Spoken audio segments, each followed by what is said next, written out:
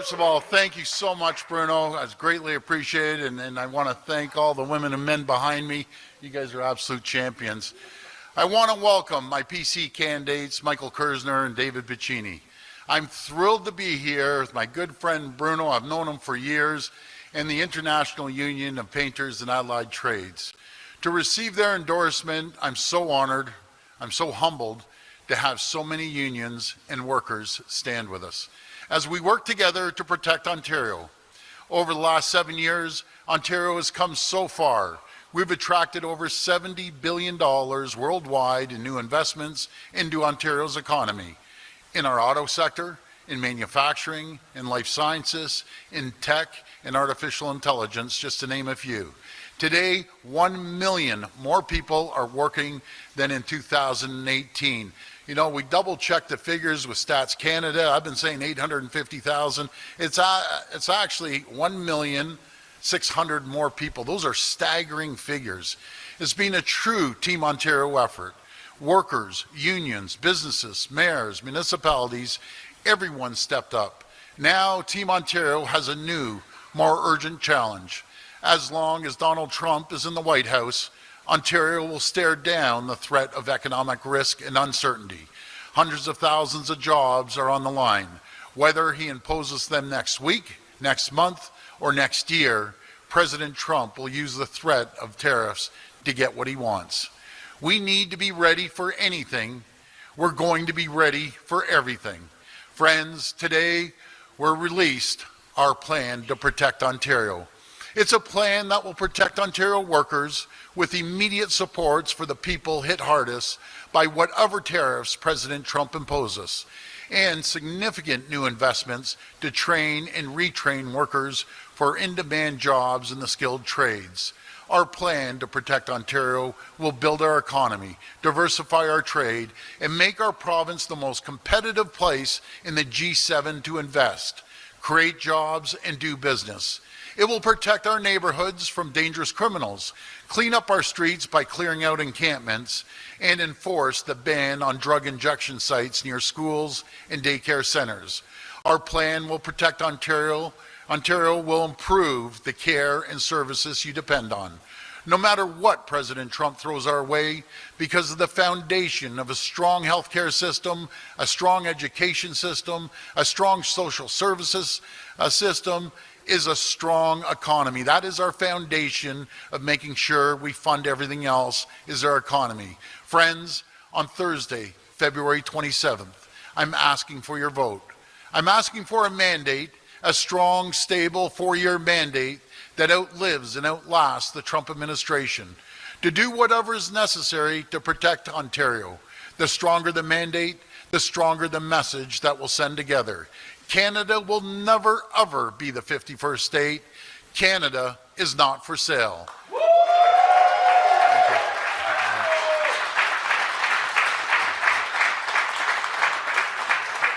Friends, we're going to get through this. We'll get through this stronger and more united than ever before, and I promise you this, I will fight like I've never fought before, to protect you, to protect workers, to protect businesses, to protect families and communities. I will fight, like I said, like I've never fought before. And I'm going to have 40 million other people in Canada fighting with me, and 16 million people from Ontario. To protect Ontario, I just want to thank you again for your endorsement, Bruno. Thank you, and may God bless the people of Ontario. Thank you so much. Thank you, buddy. We will now open the floor for questions from the media. Please come to the mic and state your name and outlet. Just a reminder, it's one question and one follow-up. First question. Hey there, Barbara with QP Briefing. How are you? I'm doing good. How are you today? I'm good. I was just wondering, you released your COSA platform today, and there's a lot of big promise in there, high spendings. I'm wondering if that means that you have no intention of delivering a balanced budget this time? Well, it depends on the deficit. If it, if the tariffs hit us, yes, we won't be able to balance, because just similar to the pandemic, we're going to invest into the people. I'm going to protect the families, protect businesses, protect jobs right here. That's what I'm going to do. Thank you. So I also saw that you made the passing the Safer Municipalities Act part of your campaign platform. But this is something you could have done before calling the election as well. And now we see it is part of the platform, but there are only 3 days for voters to go out and actually vote. So why should they trust that you actually take decisive action on that? I apologize. I didn't hear the first part of that question. It's so noisy in here. I'm sorry. Yeah. It's just like now this is part of the platform, but this is something you could have done before even calling the election, and we only have 3 days to go. So I'm just wondering, why should voters trust you to actually take decisive action on that? Well, they can trust us just by looking at what we've done over the last 7 years. I got to remind everyone, under the previous government, they chased 300,000 jobs out of our province. All we saw are taillights heading south of the border. Today, there's over 1,600,000 people working that weren't working before, because we created the environment and the climate for companies to invest from all over the world. Over $70 billion came here to invest. You know, I always say this, we're the only government in recent memory, I can't even remember, I've been in this for 3 decades, we've never ever raised a tax. Matter of fact, we reduced taxes, putting money back into people's pockets. No matter if it's the 11 cents a liter that we've taken off the gas tax, now we have to get that terrible carbon tax that will be up to 20 cents in April. That has to come off. We reduced the cost of living by putting money back into people's pockets, the $200 checks, that the opposition believes it's their money. See, politicians believe the government, that's their money. It's not their money. It's the people behind me. It's the people in Ontario that are paying taxes. That's what we're focused on, reducing the cost of the burden off the backs of companies and people. Reduce the cost of doing business by $8 billion here, making us more competitive than anywhere in the world to invest in. We got rid of the tolls on the 412, 418. We got rid of the last 44 kilometers on the 407. That's saving people $7,200, the one fare. I could keep listing these, going on and on and on. The license plate sticker, got rid of that. But guess what? The Liberals and NDP, they say they're gimmicks. Giving back taxpayers' money is a gimmick to them.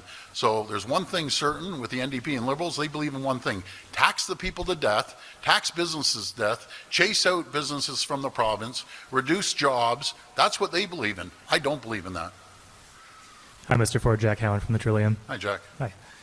You've created yearly goals for getting Ontarians attached to primary care in this platform. That's right. I'm just wondering, given that you've had almost 7 years to make progress on the file, what happens if you don't hit those goals? How are you going to hold yourself accountable? Well, I'm very confident. Let's talk about healthcare.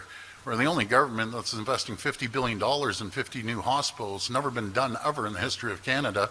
No matter where you live, you're getting an addition to a hospital, or you're getting a brand new hospital. Let's look at when the previous government were firing nurses, not building hospitals, and getting rid of seats in medical schools. We've done the opposite for the first time. And for instance, in Peel, in 100 years, we're actually building a medical school out in Peel. We're building one in York at York University, over at U of T in Scarborough, up north. We're adding hundreds and hundreds of more graduate seats and undergrad seats. We've produced over 15,000 new doctors in the last seven years, 100,000 new nurses, 30,000 nursing students in school, and we're paying for their education. You know, that's what we believe in, is taking care of the upcoming next generation of medical students, and we're going to continue working on it. We've hired Dr. Jane Philpott, and it just goes to show, I don't care what political color you come from, she's well-renowned around the entire country, and in 4 years we're going to connect we're going to spend $1.8 billion connecting every single person. But you know something? We have the closest connection of population versus primary care, 90% in the entire country. Is 90% good enough? Not at all. And that's why we've hired Dr. Jane Philpott to make those connections.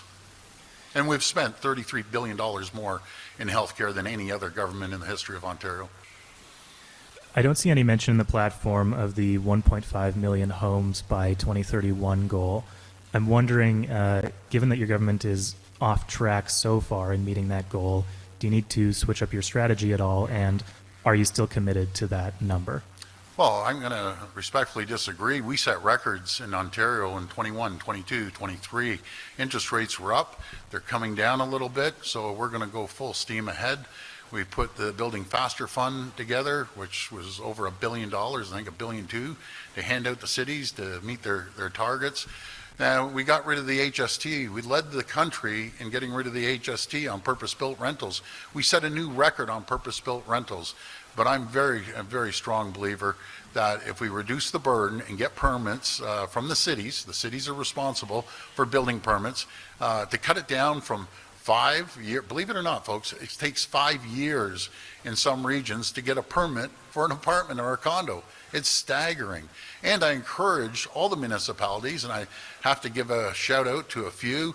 The great mayor from Mississauga reduced her development charges by 50%, so did Vaughan, and everyone else should follow that. That lowers the cost of development fees. Rami Botros, Oxygen Media. Thank you very much, Premier, for your efforts, or your remarkable efforts on the health sector. But still, there is a long waiting queues for the emergency and some of the health services. Yes. Are you planning in your new plan to extend more services to the private medical sector? Yes, absolutely. That's a great question. You know, you hear that it might take an MRI up to 9 months or 10 months to get an MRI. We're building more MRIs around the province. We've added over 49 new MRI machines. We truly believe when it comes to hip or knee or cataracts, that's happening right now, by the way. If we have surgical centers around Ontario, then they're going to be able to go in there, pay by their OHIP card, I'm going to repeat that, pay by their OHIP card, and be able to get it done a lot quicker.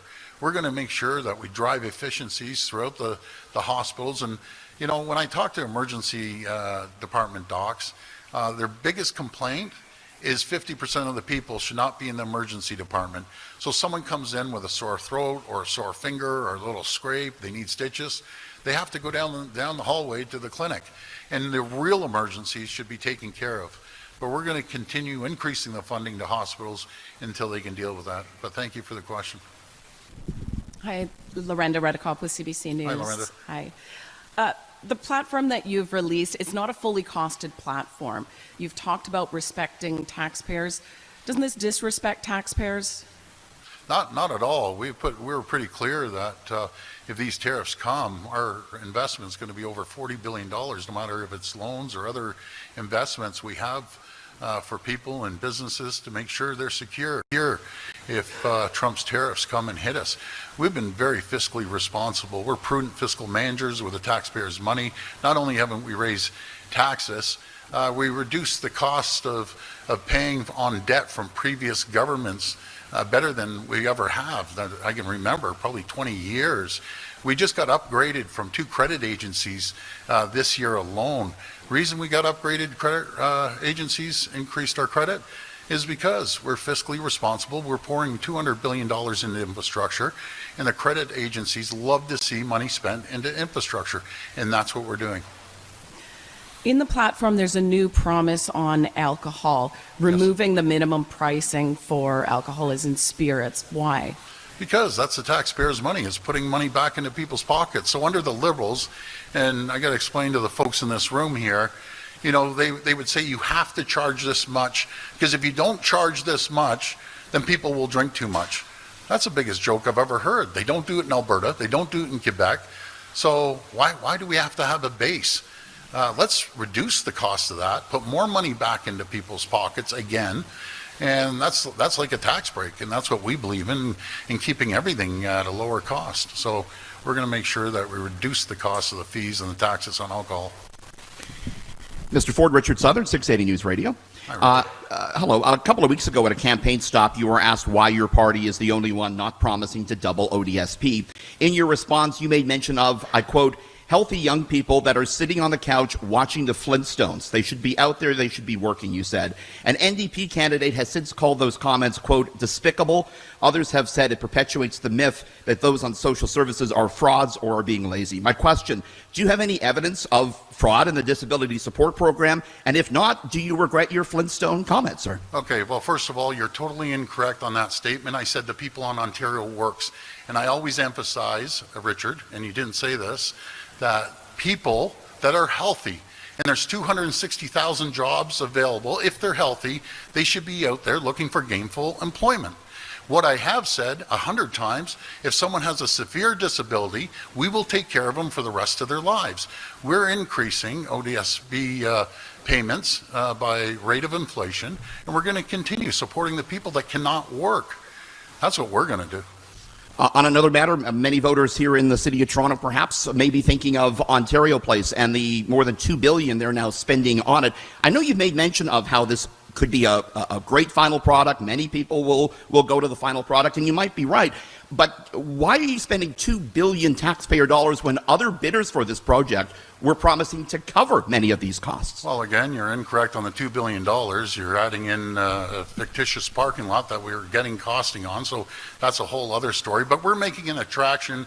It's going to be world class. It's going to be the #1 attraction in the entire country. We're expecting 5 to 6 million people. And the same people that are critics are going to show up to a concert, down at Ontario Place with the new amphitheater. They're going to bring the kids to the water slide. We have 40 football fields. Just think of this, 40 football fields of open realm space that's never been done. Under the previous guy, in a brand new science center. I always say it's amazing. We're the only jurisdiction, people in Toronto, the government says we're going to build you a beautiful, brand new, state-of-the-art, more exhibit space, invest in a science center in a much better location to attract people from all over the world. And some people say, no, I don't want to do that. Let's go down to an old decrepit building, and it's just not cutting it. But it will be the #1 attraction in all of Canada.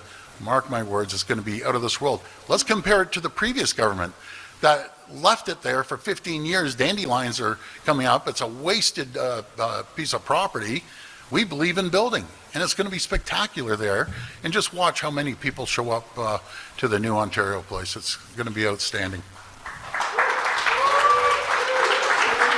This will be the last reporter. Brianna Lim, the Canadian Press. The platform you released today contains $40 billion in promises, but no breakdown of how you'll pay them. You've said you won't increase or implement new taxes, but are you planning on any other ways to generate revenue or any cuts to offset this new spending? Absolutely. That $40 billion is going to be allocated in case these tariffs come, and these are new investments too. It's a combination of both. But let's go back 7 years ago. The income here in the province was $150 billion. They taxed everyone up the yin-yang. That's all they did is continue taxing people. Let's move forward 7 years. We've seen revenue climb $64 billion more without raising a tax. So it went from $150 billion to $214 billion, never raising a tax, reducing taxes. Where did we get the $64 billion? It's because we attracted new companies that invested $70 billion, and they're all paying taxes. Now, the Stats Canada came out, there's 1 million more people paying taxes today than there was 7 years ago. There were 7,230,000 people employed. Now there's over 8,234,000, I think, employed. So when you create the environment, people will come here and invest. We have the greatest people in the world. We have the greatest tradespeople. A lot of them are right behind me. That's the future. We're investing over $2.5 billion into the trades. That's the future standing behind me. These are the people that are going to be building the $200 billion of infrastructure, the roads, the bridges, the highways, the hospitals, the schools, the long-term care homes. So we believe in investing. The other two parties believe in one thing: tax you to death. I wanted to clarify.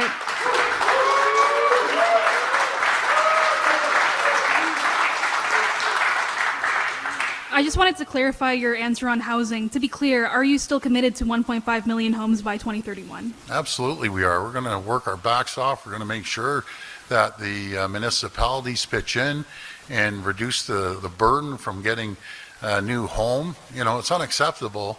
It takes up to 5 years to get permits. It's just totally unacceptable. We're going to hold them accountable. It's unacceptable when they put a development charge on, and sometimes before you get the shovel with the development charge and the fees and everything, it's over $100,000.